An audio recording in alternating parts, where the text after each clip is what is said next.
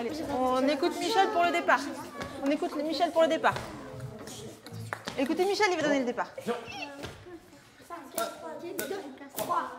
Ras-le-bol des parents à la loi qui nous poursuivent dans chaque endroit. Ras-le-bol, c'est ce qui est interdiction pour les cadeaux et Non, pas encore les pieds.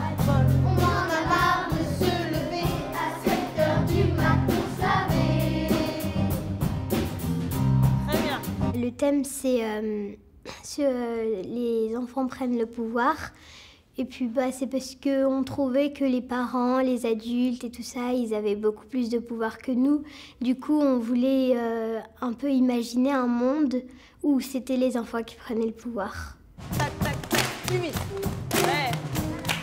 Ah, c'est bon, ça marche. Ok. C'est bon. Ok, ça marche. Quand on dit ras-le-bol, quel genre de geste on pourrait faire en disant ras-le-bol? C'est quoi ras-le-bol, par exemple? Pour toi, c'est ça?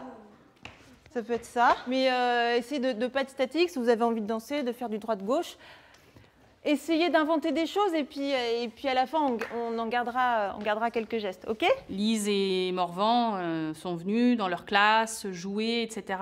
Ça leur donne de l'importance à mes élèves, ça leur donne de la valeur. Le fait qu'on aille à Plessé, qu'on rencontre une autre école, qu'on joue dans une vraie salle, ils savent mesurer ça. Et ça donne du sens à leur présence à l'école parce qu'ils se sentent considérés, ils ont de l'importance. Et on écoute ce qu'ils ont écrit, on les regarde, en plus de façon très positive là, puisque tous les adultes autour ont envie que ça se passe bien. Donc du coup, c'est un regard positif sur eux qui leur fait du bien.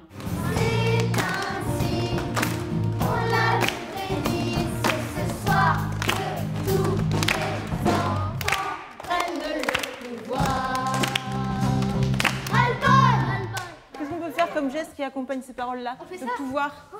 Exactement. Comme des héros. Superman. On peut peut-être même faire une petite pause où on se projette en avant, quoi.